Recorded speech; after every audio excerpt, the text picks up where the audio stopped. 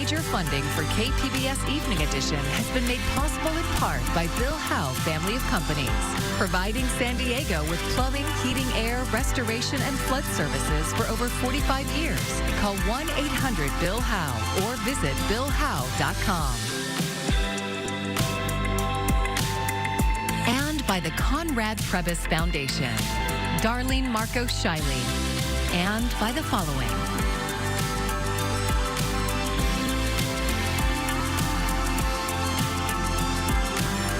And by viewers like you. Thank you.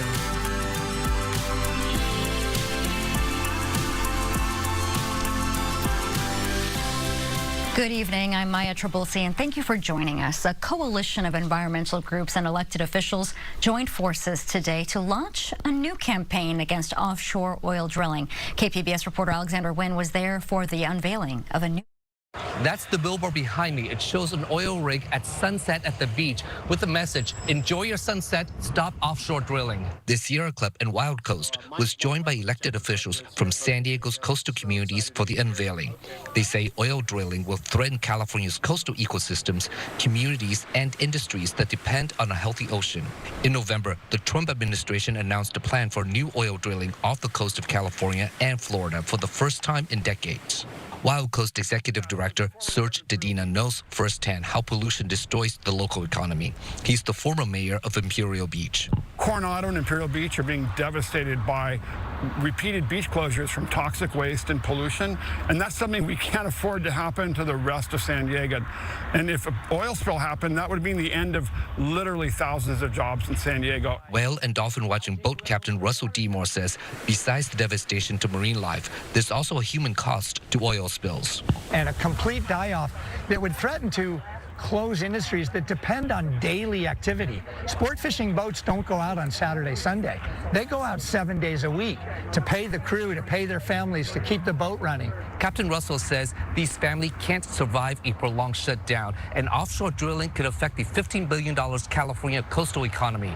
In Claremont Mesa, I'm Alexander Nguyen, KPBS News.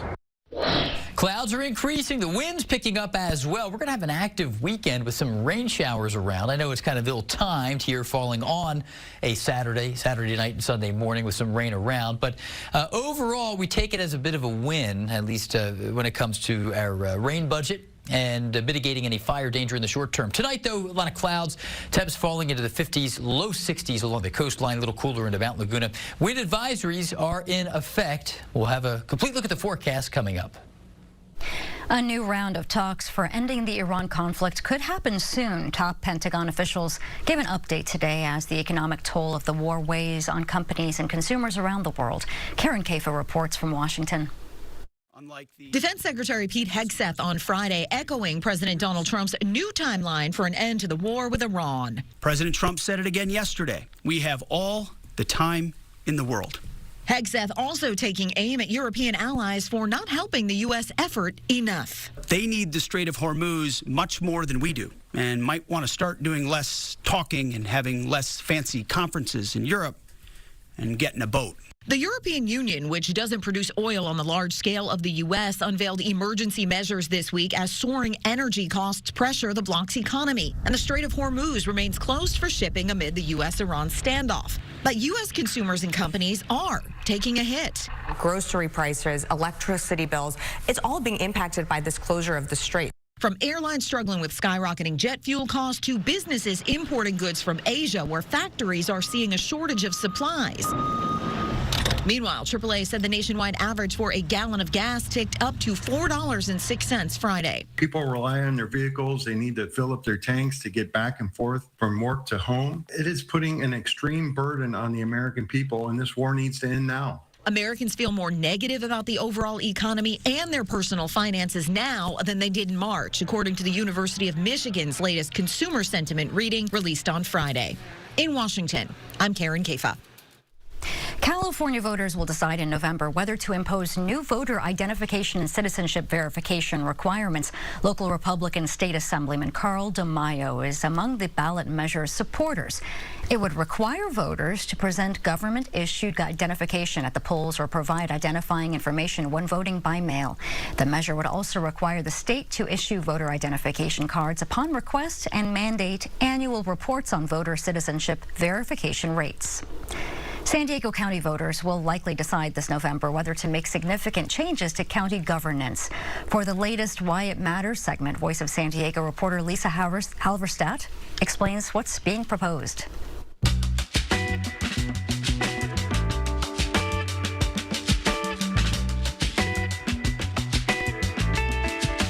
For decades, San Diego County managers and bureaucrats have had unique sway over county government. County Board Chair Tara Lawson-Remer and a coalition of supporters want to shift the balance of power to give county residents and supervisors, like Lawson-Remer, more influence over day-to-day operations and the budget. United behind a common concern and common set of priorities that it is vital that we have a transparent, accountable, stable, modern county government to best be able to respond to the urgent needs of San Diegans. This week, Lawson-Remer and fellow board Democrats took an initial vote to place reforms on the November ballot. The county has what's known as a charter. Basically, that's the county's version of the Constitution. Democrats on the county board want voters to approve changes to the charter. First, they would give supervisors a third term, up from 2 4-year terms. Proponents say this would give constituents more experienced supervisors, better able to fulfill campaign promises. Opponents see this as a selfish move by Lawson-Remer and others to give themselves more time on the job. Lawson-Remer also wants supervisors to take a vote on certain top county hires and to fire those officials with a supermajority vote. Supporters say this gives constituents more say over powerful county managers. Opponents say this will make those hires more beholden to politicians' whims. The measure would also create 2 positions that report to supervisors, a program auditor and a budget analyst.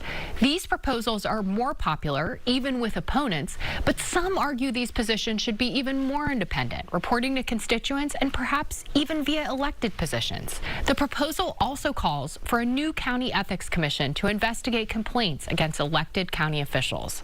Supporters say this is a crucial need that now isn't filled, but opponents say the county could rely on other investigators, and some question how independent the commission will be since most positions will be appointed by supervisors. County supervisors are set to take a second required vote on these proposals on May 19th. If they sign off, voters will see a charter measure on the November ballot. I'm Lisa Halverstadt for Voice of San Diego, and that's why it matters. A local nonprofit has found fewer people living in the San Diego Riverbed compared to this time last year. KPBS Penner fellow Emmy Burris reports many of the people who live here are finding housing. Along the banks of the San Diego Riverbed from Ocean Beach to Santee, the San Diego River Park Foundation counted 195 people experiencing homelessness this month.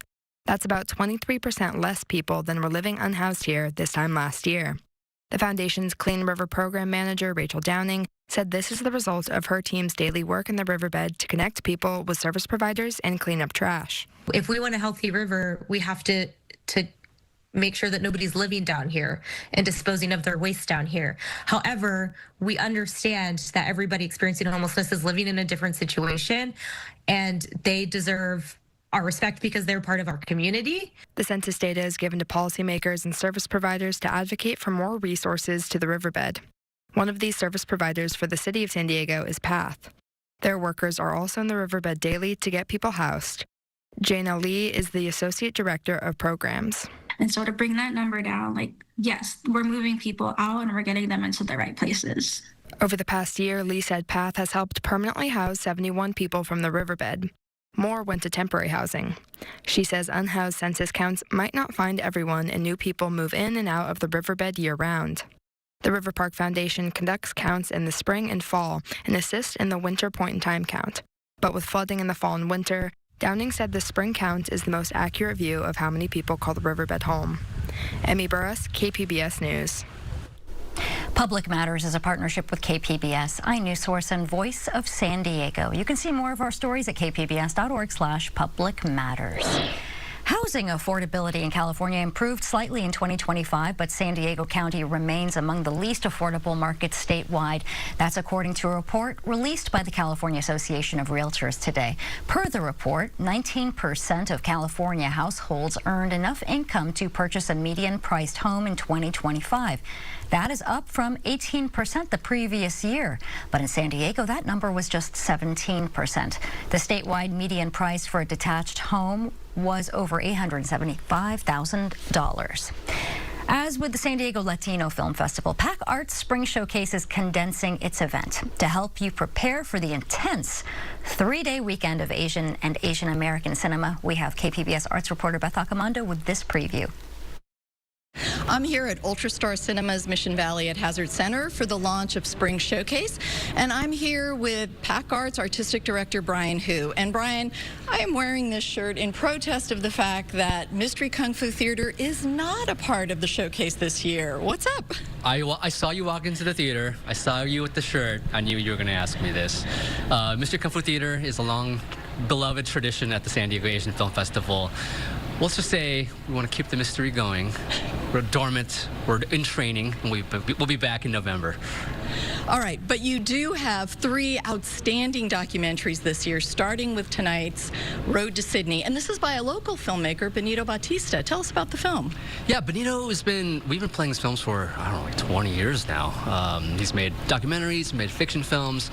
His latest one, The Road to Sydney, is about a trans woman in the Bay Area as she's kind of walking us through her transition. And as she's doing that, we discovered that this is more than just about identity. It's also about housing. It's about work. It's about family. It's about tradition. And she also happens to be a dance choreographer. So there's amazing dance choreography for like traditional Filipino dance choreography. So it's got a little bit something for everybody, and it's got a powerful ending. And we're really excited that Benito and his producer Emma Francisco are going to be here for the Q&A. And another great documentary, which surprised me because I went into it thinking this is going to be a sports documentary called Diamond Diplomacy, but it is about so much more than just sports and Japan and America's obsession with baseball. I thought it was going to be a baseball documentary too, right? Like some greatest hits of some Japanese players that we all have grown to love. Yeah, but the documentary is about, like, why is it that there are Japanese baseball players in the major leagues? What are the kinds of diplomacy that was involved? What are the economics of it? What is the politics of it? How does it intersect with U.S.-Japan relations over a whole century? How does Babe Ruth get involved, right? Willie Mays gets involved. And it's really like, it's a reminder that all of baseball in America is kind of related in some ways to the international. And we know, of course, about Japan, but also Latin America. And it's really talking about baseball as an international game. And of course, here in San Diego, we've got Japanese players in the Padres too. So I think our audiences will really enjoy this film. And your closing night film is also a documentary, and as with Road to Sydney, it's sort of not just about a subject, but also about a filmmaker's journey. And this is Yvonne, The Lost Sounds of Saigon. So explain what these lost sounds are. Yeah, I mean, imagine growing up the children of refugees in the United States and always hearing that your grandfather was like the Quincy Jones of Vietnam, right? Like he wrote all of the hits, all the rock and roll hits of the 1960s, but that these songs are gone because with the war in Vietnam, these sort of sounds were considered rather decadent, these American rock and roll sounds. So they went kind of underground. And she says, I want to find that music. So she goes on a trip to Vietnam, like scouting for the vinyl records. So it's kind of music-packed story about family and history. All right, the Spring Showcase continues through Sunday here at UltraStar Cinema's Mission Valley. I'm Beth Accomando for KPBS News. The Worldwide City Nature Challenge pits regions against each other in a shared effort to document the plants and animals around us. Community members can upload photos of plants and wildlife to the iNaturalist app. San Diego Natural History Museum botanist John Rebman says these contributions greatly expand scientists' data. That really changes our knowledge of what is where. Crazy amounts of data. So that's why I do it, so that we better understand that diversity where it is, and we can use that to better protect the species there. And to participate this weekend, you can join the guided Bio Blitz and upload your own photos of the San Diego City Nature Challenge project on iNaturalist.org. March brought a brutal heat wave across much of the country, but it wasn't just about the triple-digit temperatures. It was a rare and powerful phenomenon known as the heat dome, marking the hottest March temperatures on record for the U.S. Riverbed Gonzalez spoke with climate experts to break down what caused it. Since 2021's major heat dome, researchers tell us they've been studying what factors caused it. Now, this recent heat dome was record-breaking, and while rare, experts say they are likely to happen again. A typical April 1st, we expect about 5 feet of depth, so we would be standing this high off the ground. But instead, this year's California Sierra Nevada snowpack marked record lows, impacted in part by record hot temperatures in March. And many other parts of the West also felt the triple-digit temperatures brought on by an unprecedented heat wave known as a heat dome. It was a high-pressure system that sat over the area and increased the temperatures. Claire Barnes is a researcher based in London, studying the impact of climate change on extreme weather. What we're seeing now that is more unusual is the temperatures that those heat waves are able to reach. And they are reaching higher temperatures. And while many factors can contribute to a specific heat dome, what exactly caused this particular heat wave to sit for so long over such a large area and to become so intense, that's going to take some research to understand. Experts say human-caused climate change are making them more intense. Greenhouse gases, like carbon dioxide, due to the burning of fossil fuel, act as a blanket that traps heat in the atmosphere near the ground. And this is something that's been known for about 200 years. The climate system is interconnected. So if it gets warm over the globe, it means also that more ice is melting. The polar ice caps are melting. And that means very gradually that sea level is rising. One of the reasons why researchers study heat domes is to best predict them and be prepared for when they happen. And that is because heat is the deadliest form of extreme weather in the U.S., killing more than twice as many people each year on average as hurricanes and tornadoes combined. In Los Angeles, I'm Riverbed Gonzalez.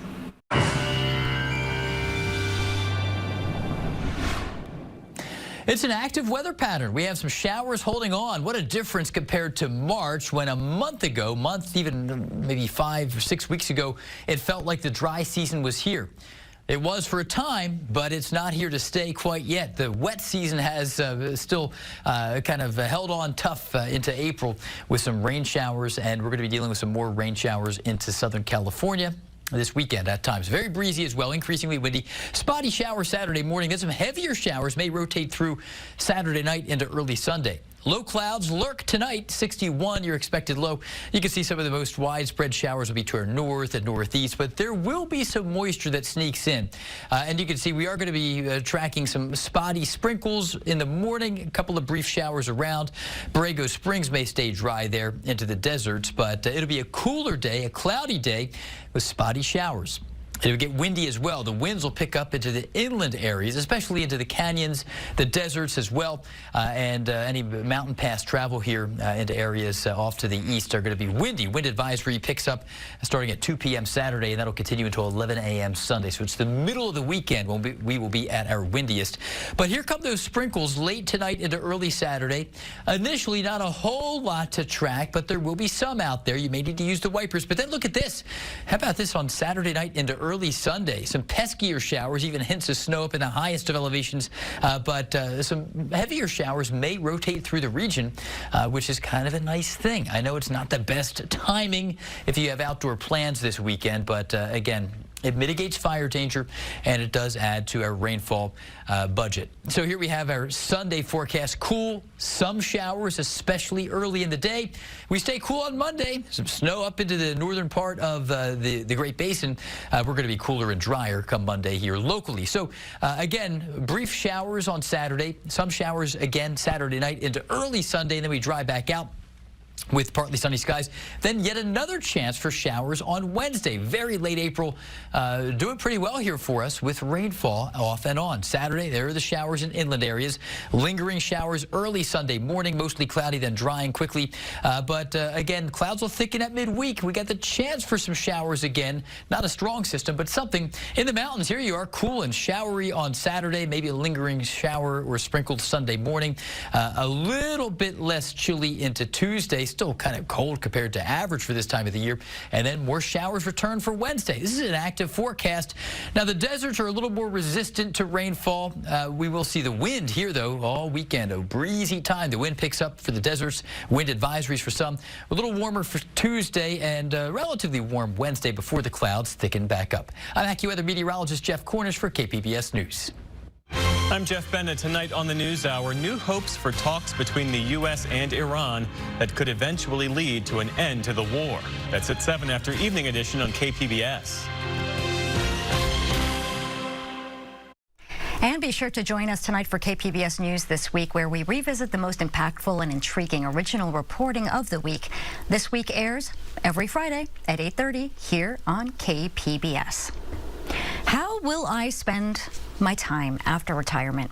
It is a question many of us face as that long-awaited day nears. KPBS reporter John Carroll has the story of one San Diegan who's keeping his lifelong love of music going in a unique way. In this El Cajon neighborhood, things are quiet. A horse enjoys the sunny weather. And across the street from its corral, a curious sight. This minivan with appliques that signal something sonorous. And there's a good reason that is not in here. That's because this is no ordinary garage.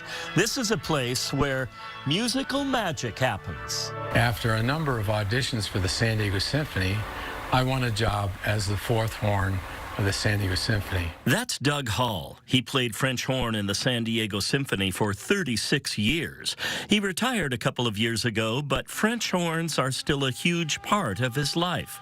He loves them so much that he makes and fixes them here. The garage at the home of another retired symphony musician houses his business, McCracken Horns. So why isn't it Hall Horns?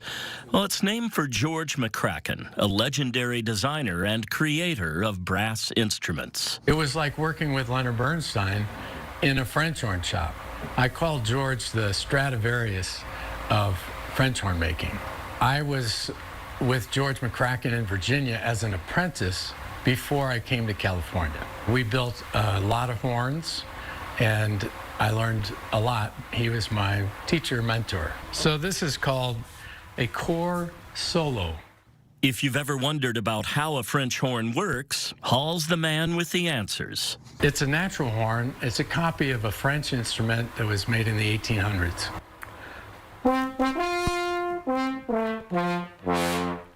Little Beethoven. Over the course of several hours we spent with Hall, videographer Carlos Castillo and I learned a lot about French horns.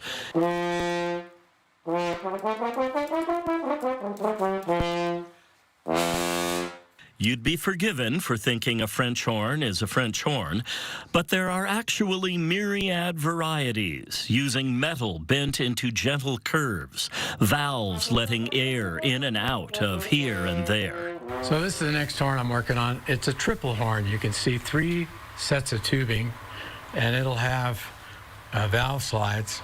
And this is the change valve, and this is something that George designed.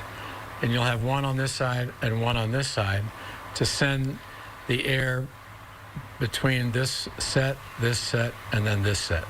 So they work together. Back to Hall's story, he began his musical life in a rather auspicious way as a boy soprano with the Washington National Cathedral Choristers. Not long after, the young Hall had a watershed moment. I went to the National Symphony in Constitution Hall. And the horn player stood up and played Till Eulenspiegel.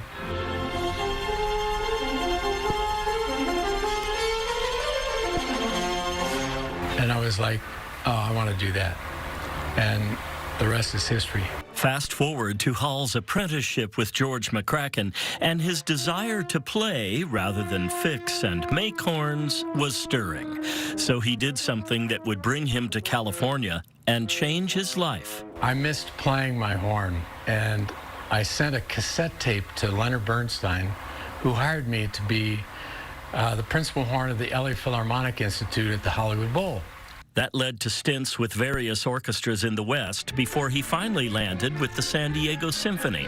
Then, a few years ago, he got a call from a then 92-year-old George McCracken, who was ready to retire. And I was a little bit shocked because, of course, you never want something like that to end. And so we designed these horns, and I helped him finish other instruments that he was trying to get done.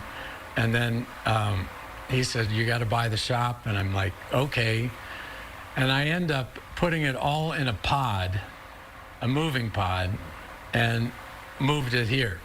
And it was an adventure. The adventure continues for this skilled musician, steeped in the tradition of the French horn.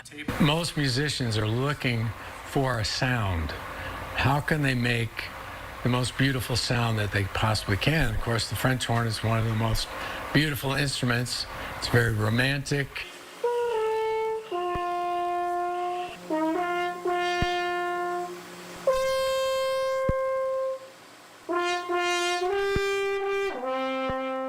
George McCracken died in 2024. Now, the desire to keep French horns in the musical mix continues to power the romance between Doug Hall and his beloved instruments. A fulfilling next chapter in the soundtrack of his life. John Carroll, KPBS News. It's really nice. Another great story by John. You can find tonight's stories on our website, kpbs.org. Thanks for joining us. I'm Maya Trabulsi. Have a great evening. Major funding for KPBS Evening Edition has been made possible in part by Bill Howe Family of Companies, providing San Diego with plumbing, heating, air, restoration, and flood services for over 45 years. Call 1-800-BILL-HOWE or visit billhowe.com.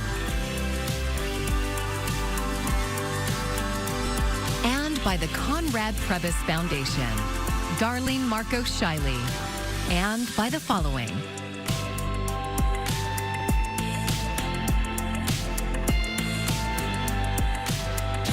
And by viewers like you. Thank you.